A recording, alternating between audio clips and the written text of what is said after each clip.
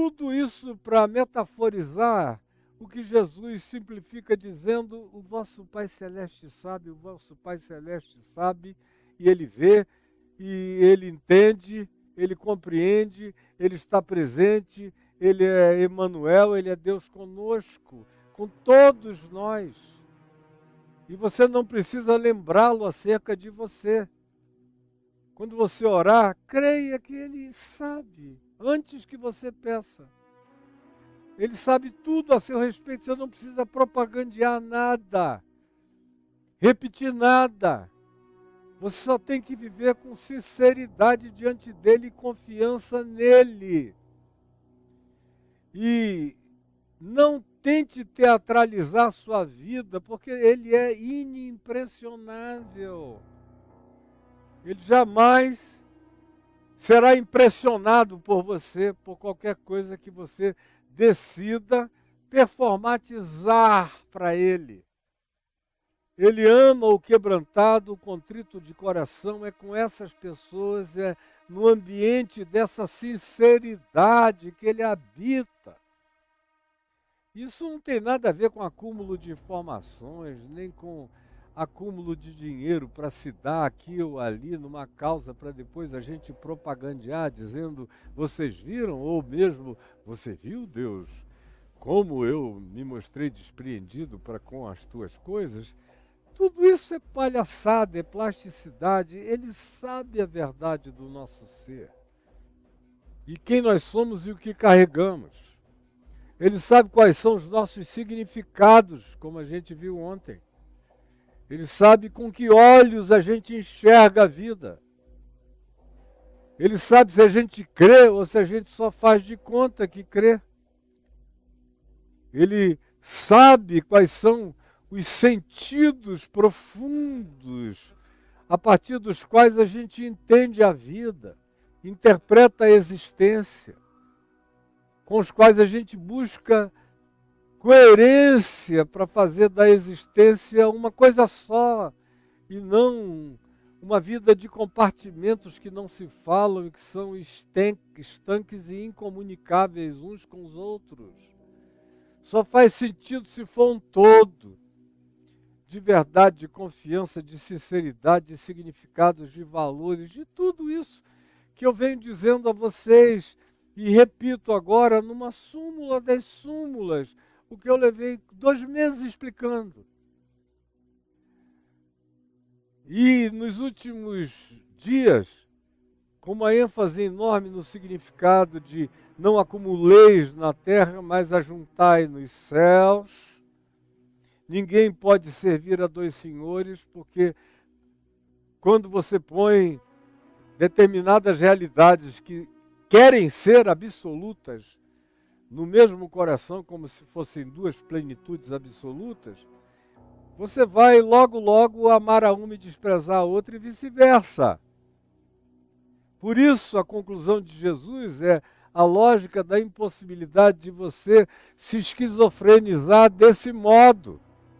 Porque só um ser completamente esquizofrênico conseguiria viver esquizofrenicamente e, portanto, enlouquecido, ensandecidamente, a história de dizer que ama a Deus e ama as riquezas no mesmo nível. Do contrário, vai abandonar um, e é óbvio que é Deus que será abandonado. E as riquezas é que serão cultuadas e amadas. E o amor ao dinheiro, ao poder, à fama, à influência, é a raiz de todos os males quando a gente bota isso acima de tudo. Como a maioria de nós o faz. E esse verso 25 diz: por isso vos digo, por isso, por causa de tudo isso que eu venho falando, que é o que Jesus disse, que eu acabei de sumariar, de fazer um resumido, de fazer um condensado, para você ter minimamente uma relação de causa e efeito com o que vem sendo dito e com o que continuará a ser dito. Então preste atenção, por isso determina essa conexão. Vocês não vão poder se dividir, vocês vão ter que escolher uma existência una, não fragmentada. O Evangelho é antifragmentação. Preste atenção nisso. O Evangelho é antifragmentação. O Evangelho é pró-unidade, unificação. Unidade que começa no meu ser e que se estende para além de mim. No meu ser, essa unidade só é mantida por amor. Eu tenho que ter um mínimo de amor a mim mesmo, para eu poder amar você, e amar a outros, e amar a todos, e amar até o inimigo. Para que alguém consiga isso, precisa ter uma integração, uma perspectiva psicoespiritual de unidade integrada do ser, para eu ser essa pessoa com esse aspecto de integralidade, esse whole, essa completude, esse todo. Porque Jesus não veio para criar compartimentalizações da vida, ele veio para nos integrar em nós mesmos, uns aos outros, e nos dar uma consciência integral da vida. Por isso, as coisas precisam ser como ele disse que elas tinham que ser, e os nossos valores não poderiam ser divididos nem fragmentados. Do contrário, a gente se esquizofreniza e tem um lado que vai ser cultuado e um outro que vai ser desprezado, e o lado que vai ser cultuado é o imediato. É o das coisas terrenas, é das coisas de agora. De modo que, se eu tentar fazer uma conciliação de cultuar tanto a Deus quanto as minhas riquezas, o que vai acontecer é que Deus não vai viver em mim, porque Deus não divide, Ele não dá a sua glória a outrem. Não podemos servir a Deus e as riquezas simultaneamente. Você tem que servir a Deus e colocar as riquezas a serviço do serviço a Deus. E a serviço da sua própria vida, enquanto a sua vida se dedica ao amor a Deus no próximo, no cuidado da existência, da natureza. Tudo que você faça com os dons e com as competências que você tem, que eventualmente deem a você ganhos maiores, precisam ser o bastante para que você se mantenha com dignidade e suficientes para que você não pense só em si, e não se transforme num ente narcisista que não enxerga mais nada no seu próprio umbigo e venha a adoecer, falir, se destruir por não ter compreendido isso e a impossibilidade de que seja de outra forma. Então, sabendo disto, e por isto, eu vos digo, não andeis ansiosos de coisa alguma.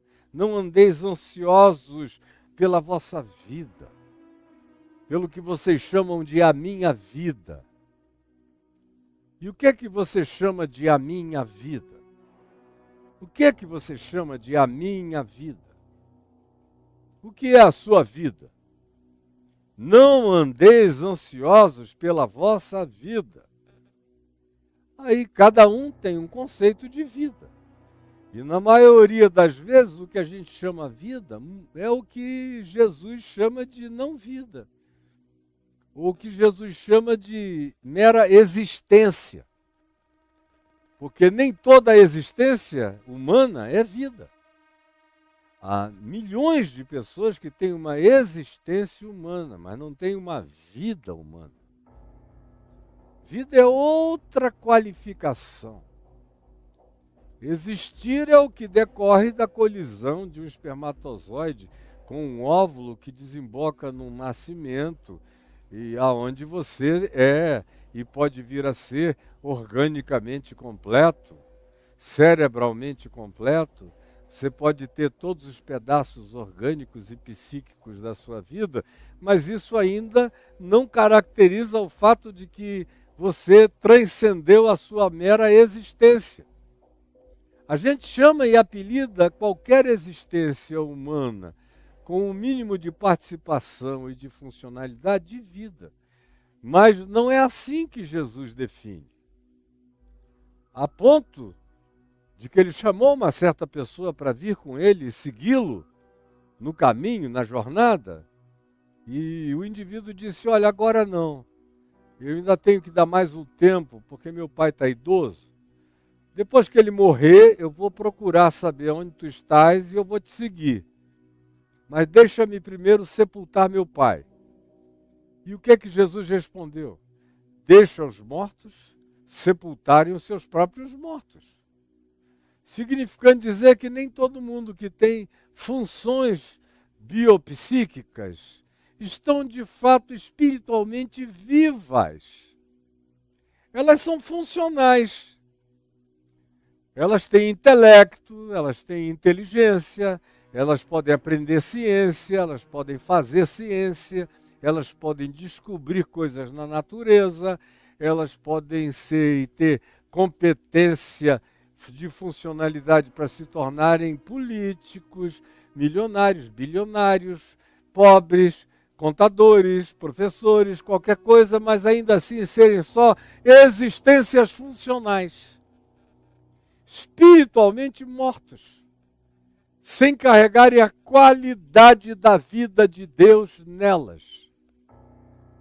Podem ser muito boas relações públicas, podem ser pessoas socialmente ultra, super gregárias e relacionáveis nos objetivos que elas carregam na mente e no coração em relação a atingi-los. Mas Paulo, por exemplo, chama ainda essas pessoas de bonecos de carne. Diz, usando a palavra carnal, homopsíquicos, dizendo que são apenas seres de pulsão. Eles pulsionam funcionalmente, são funcionalmente pulsionáveis e são pulsionalmente funcionais. Mas espiritualmente estão mortos. É por isso que Paulo diz em Efésios, no capítulo 2, ele vos deu vida, estando vós mortos nos vossos delitos e pecados. Vocês existiam, e Paulo descreve o nível e o tipo de existência. Segundo o curso deste mundo, vocês se condicionaram e viram como é que o mundo funciona. E vocês se tornaram funcionais de acordo com a mecânica do mundo, da sociedade. Vocês aprenderam isso nas escolas de educação, nos treinamentos, vocês se adestraram. Foi o melhor que vocês conseguiram, foi adestramento social e civilizatório. O melhor que conseguiram. Mas ainda são mortos espirituais. São existencialmente funcionais, mas espiritualmente apagados, sem nenhuma vida transcendente, sem nenhuma presença da alegria da eternidade, sem nenhuma ressurreição pré-instalada no coração, sem a semente divina plantada no ser, que coloca no todo da gente aquela certeza de que já se passou da morte inevitável fisicamente para a vida eterna, que não é o prolongamento de uma existência como se fosse uma imortalidade de vampiros. Não, a vida eterna é atemporal. Por isso Jesus diz que aquele que crê nele já passou da morte para a vida. Vai morrer um dia fisicamente, mas já passou, já não morre mais espiritualmente. Ele transcendeu a possibilidade de experimentar qualquer tipo de morte.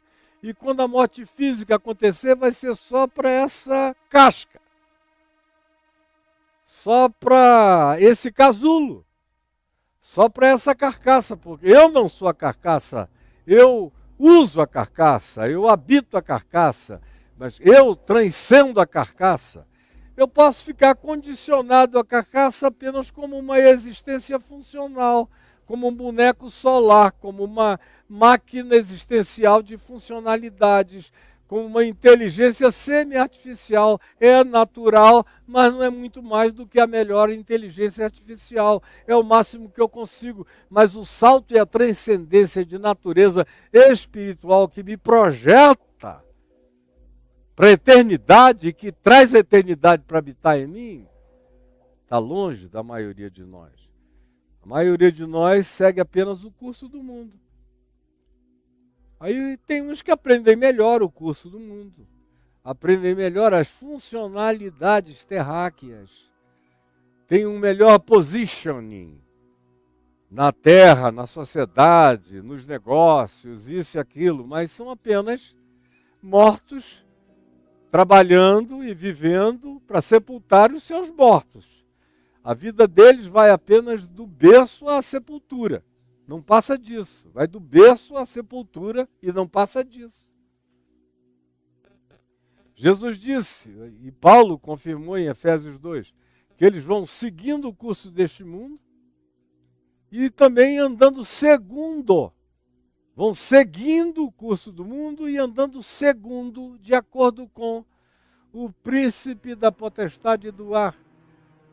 O espírito de poder mediúnico, de influência invisível e obsessora e tentadora e condicionadora e manipuladora, embora seja tão sutil que a maioria de nós atribui as suas idiosincrasias apenas e tão somente a si mesmos, embora nossas idiosincrasias tenham suas fontes primais em nós, mas essas fontes primais são frequentemente exacerbadas por esse que Paulo chama de o príncipe da potestade do ar, do espírito que agora atua naqueles que se colocam propensos à desobediência.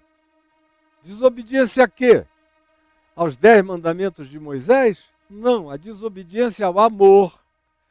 Desobediência à genuína alegria, que não é feita de conquistas banais, vaidosas e nem predatórias.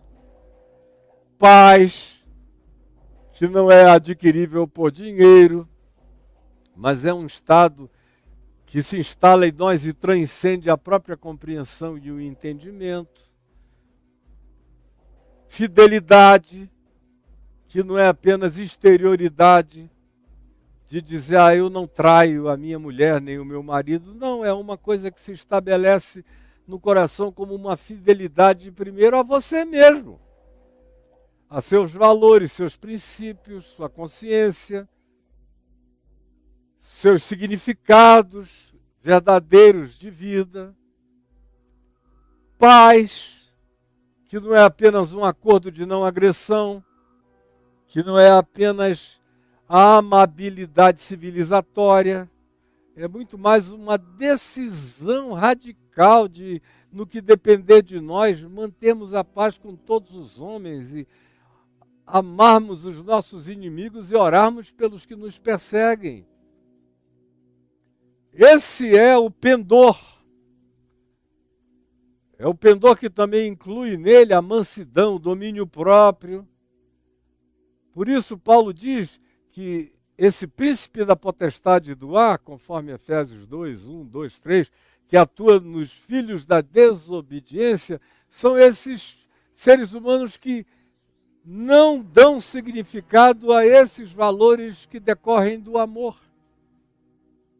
E são desobedientes à vocação do amor. E por isso, não aceitando o chamado e a vida em amor, existem mortos, porque a gente só existe para a vida quando a vida é amor, quando ela se alimenta de amor, quando ela se nutre de amor, quando ela valora amor, e quando ela se motiva por amor, e quando a grande pulsão dela é a decisão de amar. Aí eu boto o pé no chão do viver, da vida. Antes disso, eu sou apenas um ser existente seguindo fluxos. e muito vulnerável, de uma vulnerabilidade mental, psíquica e espiritual profunda e total ao príncipe da potestade do ar, ao espírito que agora atua nos filhos desses que se insurgem contra a vocação para amar, para servir, para olhar, para enxergar, para se solidarizar, para perceber que o outro precisa das mesmas coisas que eu.